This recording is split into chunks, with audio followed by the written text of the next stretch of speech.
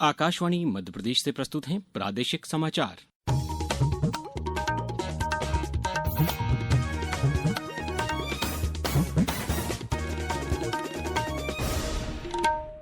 नमस्कार, समाचारों के साथ मैं अभिषेक कटियार। सबसे पहले इस बुलेटिन के प्रमुख समाचार। प्रधानमंत्री आज ब्रासीलिया में ब्राजील के राष्ट्रपति से करेंगे मुलाकात, कल जाएंगे नामीबिया। मुख्यमंत्री ने दिल्ली में सूचना प्रसारण राज्य मंत्री डॉक्टर एल मुरुगन से की मुलाकात, कहा उज्जैन में शुरू होगा आकाशवाणी केंद्र। भोपाल के नए क्षेत्रीय पासपोर्ट कार्यालय का हुआ शुभारंभ, पासपोर्ट बनाने की सेवा होगी और बेहतर। और प्रदेश में सिवनी, बालाघाट और मंडला जिलों में भारी बारिश का रेड अलर्ट। अब समाचार विस्तार से। प्रधानमंत्री नरेंद्र मोदी आज ब्राजील की राजधानी ब्रासीलिया में राष्ट्रपति लुइस इनासियो लूला दा सिल्वा के साथ वार्ता करेंगे। इस अवसर पर दोनों देशों के बीच व्यापार, रक्षा, ऊर्जा और अंतरिक्ष सहित विभिन्न क्षेत्रों में आपसी संबंधों पर चर्चा होगी। इसके बाद कई समझौतों पर हस्ताक्षर होने की भी उम्मीद है। प्रधानमंत्री नरेंद्र मोदी 5 देशों की यात्रा के अंतिम चरण में कल नामीबिया की राजधानी विंडहोक पहुंचेंगे। उनकी ये यात्रा नामीबिया के राष्ट्रपति नेतुम्बो नंदी नेतवाह के निमंत्रण पर हो रही है। श्री मोदी उनके साथ द्विपक्षीय वार्ता करेंगे और प्रतिनिधिमंडल स्तर की बातचीत भी करेंगे।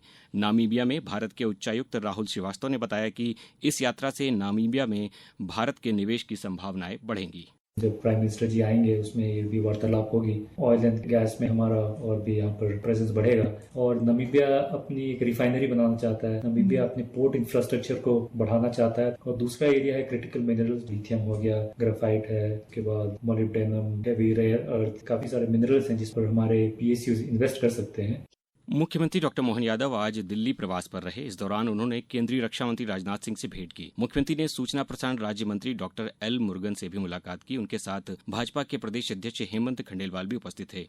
मुख्यमंत्री ने बताया कि उज्जैन आकाशवाणी केंद्र से कार्यक्रमों की शुरुआत की जाएगी। मैंने पिछले समय हमारे माननीय केंद्रीय राज्य सूचना एवं प्रसारण मंत्री से डॉक्टर एल मुरुगन से निवेदन किया था कि उज्जैन में आकाशवाणी का केंद्र प्रारंभ करे, ताकि सिमस्त जो 2028 में आ रहा है और लगभग 7 करोड़ से ज्यादा धार्मिक पर्यटन के माध्यम से आवागमन उज्जैन में हो रहा यात्रियों का, आकाशवाणी का केंद्र भी उज्जैन में खुले। बाद की सैद्धांतिक स्वीकृति एल मुरुगन द्वारा दी गई है, जिसमें भविष्य में वो आकाशवाणी का केंद्र उज्जैन में चालू कर रहे हैं। और जब तक आकाशवाणी का स्टूडियो बने, उन्होंने इंदौर के माध्यम से हमारे उज्जैन के प्रोग्राम को चालू करने की सैद्धांतिक स्वीकृति प्रदान कर दी है। केंद्र सरकार कार्बन उत्सर्जन को कम करने और राष्ट्रीय राजमार्गों को पर्यावरण अनुकूल बनाने के लिए कई कदम उठा रही है। केंद्रीय सड़क परिवहन और राजमार्ग मंत्री नितिन गडकरी ने फरीदाबाद नोएडा अंतर्राष्ट्रीय हवाई अड्डे गलियारे पर आज एक पेड़ मां के नाम 2.0 अभियान के अंतर्गत वृक्षारोपण के बाद एक जनसभा को संबोधित करते हुए ये बात कही। श्री गडकरी ने कहा कि एक पेड़ मां के नाम अभियान की शुरुआत प्रधानमंत्री ने की है। आदरणीय प्रधानमंत्री जी ने एक पेड़ माँ के नाम अभियान की शुरुआत उनके मार्गदर्शन में शुरू हुई है। हमारी माता जिस प्रकार से हमें आदरणीय है, उतनी ही आदरणीय धरती माता भी है। और दोनों के प्रति अपना ऋण व्यक्त करने के लिए ये जो कार्यक्रम है, इसको सांस्कृतिक और नैतिक दोनों भी आधार है।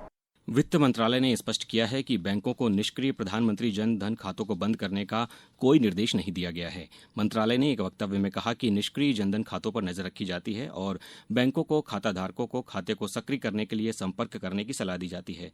मंत्रालय ने बताया कि जनधन खातों की संख्या में बढ़ोतरी हो रही है और बड़ी संख्या में निष्क्रिय खातों के बंद होने का कोई मामला उनके समक्ष नहीं आया है। अब समाचारों में वक्त है एक ब्रेक का। ये समाचार आप आकाशवाणी मध्य प्रदेश से सुन रहे हैं। ये समाचार बुलेटिन YouTube पर Madhya Pradesh news All India Radio पर, फेसबुक के साथ ही X platform AIR news Bhopal page पर सुने जा सकते हैं। आप हमारी वेबसाइट newsonair.gov.in पर या न्यूज ऑन AIR ऐप पर भी समाचार सुन सकते हैं। समाचारों में पुनः आपका स्वागत है। भारत सरकार के विदेश मंत्रालय के अधीन बने क्षेत्रीय पासपोर्ट कार्यालय के नवीन भवन का लोकार्पण आज किया गया। इस अवसर पर मंत्री विश्वास सारंग और श्रीमती कृष्णा गौर उपस्थित थीं। लोकार्पण समारोह को संबोधित करते हुए पासपोर्ट अधिकारी KG श्रीनिवास ने कहा कि भोपाल RPO से 3.25 लाख पासपोर्ट जारी किए गए हैं। उन्होंने कहा कि इंदौर के पासपोर्ट ऑफिस को भी नए भवन में शिफ्ट करने की तैयारी की जा रही है। उन्होंने कहा कि पासपोर्ट बनवाने की पूरी प्रोसेस में पारदर्शिता लाई गई है। इस अवसर पर मंत्री विश्वास सारंग ने नए कार्यालय के शुभारंभ पर कहा कि इससे पासपोर्ट सेवा और बेहतर होगी। पासपोर्ट के क्षेत्रीय कार्यालय का उद्घाटन हुआ। एक सुव्यवस्थित भवन में अब ये रीजनल पासपोर्ट ऑफिस चलेगा। नरेंद्र मोदी जी की सरकार की जो सेवा प्रदाता का जो सेवाओं का संकल्प है, उसमें ये मील का पत्थर साबित होगा। आज हमारी मंत्री कृष्णा गौर जी के साथ हमने इस कार्यालय का उद्घाटन किया है और इस कार्यालय के माध्यम से लोगों को समय से पासपोर्ट उपलब्ध होंगे। मुख्यमंत्री डॉक्टर मोहन यादव ने कहा है कि माखनलाल चतुर्वेदी राष्ट्रीय पत्रकारिता एवं संचार विश्वविद्यालय में वर्तमान आवश्यकताओं के अनुसार साइबर और आर्टिफिशियल इंटेलिजेंस पर केंद्रित पाठ्यक्रम आरंभ किए जाएं। डॉक्टर यादव ने मुख्यमंत्री निवास स्थित समत्व भवन में विश्वविद्यालय की महापरिषद की बैठक में ये निर्देश दिए। मुख्यमंत्री ने राज्य शासन द्वारा संचालित जन कल्याणकारी योजनाओं के संप्रेषण और उनकी प्रभावशीलता के सर्वेक्षण संबंधी गतिविधियां भी विश्वविद्यालय में आरंभ करने की आवश्यकता बताई। हज समिति ने हज 2026 के लिए आवेदन प्रक्रिया शुरू कर दी है। हज यात्री आधिकारिक हज पोर्टल या हज सुविधा मोबाइल ऐप के माध्यम से अपना आवेदन जमा कर सकते हैं। अल्पसंख्यक मामलों के मंत्रालय ने एक बयान में कहा है कि ऑनलाइन आवेदन विंडो 31 जुलाई तक खुली रहेगी। आवेदक के पास आवेदन की अंतिम तिथि या उससे पहले जारी किया गया भारतीय पासपोर्ट होना अनिवार्य है और वह कम से कम 31 दिसंबर 2026 तक वैध होना चाहिए।